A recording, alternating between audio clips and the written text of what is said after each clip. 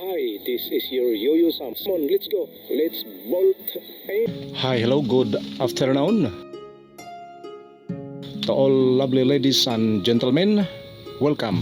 Ang ating topic ngayon ay yung ano na ang nangyari sa pagkatapos ng 2 linggo o walang humpay ang pagbuhos ng ulan dito sa amin sa Isla Sabiliran, kasi kasama kami sa Region 8. Nandito kami sa Eastern Visayas, kasama yung Biliran, Tacloban at saka Samar. Napuruhan talaga ng ulan at ipakita ko sa inyo kung ano na ang nangyari sa pag-ulan dito sa amin, dahil yung ulan ay talagang mapinsala. Kahit hindi man siya nagkaroon ng baha, pero malaki ang damage at medyo nasaktan ang mga farmers, dahil alam mo na kadalasan dito sa mga nagpa-farm ay inuutang ang pira upang makapagtanim ng palay. Pwede lang talaga sa mayroong pundo o malalim yung kanyang bulsa, kaya hindi siya nakapagpangutang para pangpatanim ng palay. Pero kadalasan dito, yung iba ay nag-uutang pa talaga. Kaya ngayon, ipakita ko sa inyo ang kalagayan, dahil nung nakaraang aking episode ay ang mga pangyayari at mga nasisira dito sa palayan.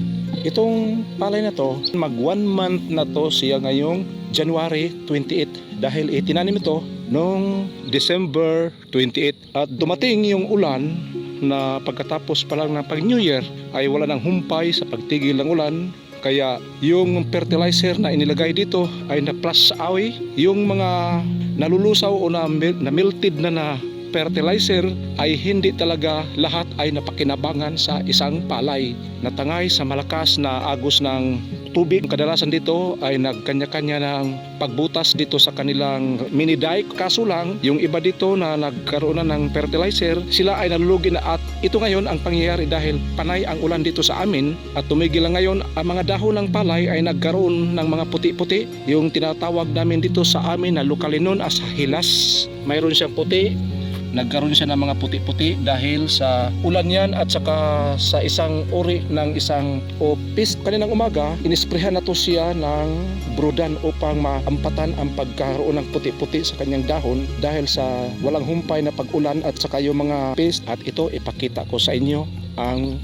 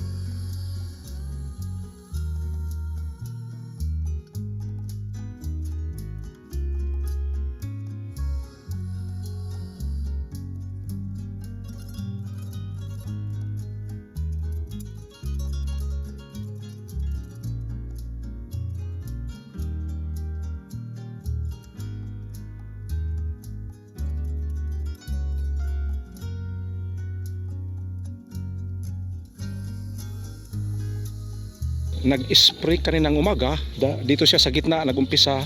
Bali ang pagdaan dito ay 2 beses lang to, dahil mahaba ang kanyang sprayer na handle, kaya ganyan ang ginagawa niya. Dito muna sa gitna magumpis. Pagkatapos niyan ay paikutan na niya ang buong rice paddies upang malapatan o matamaan sa pag-spray. Lahat ng mga napinsala sa ulan nung nakaraang 2 linggo, ang mga dahon ay namumuti at hindi mo talaga maiwasan. Ito yung sinasabi sa una kong vlog, mahihirapan talaga paglaki tubo ang palay, lalo na pag nadaanan ng malakas na ulan. Kung isang farmer ay naghagis na ng fertilizer, sayang ang kanyang gasto, nauwi lang sa wala dahil natangay ng malakas na agos ng tubig. Pero sa amin ay natangay dahil ay nag-fertilize na. This is your Yo-Yo Sam. See you on my next vlog, and God bless us all.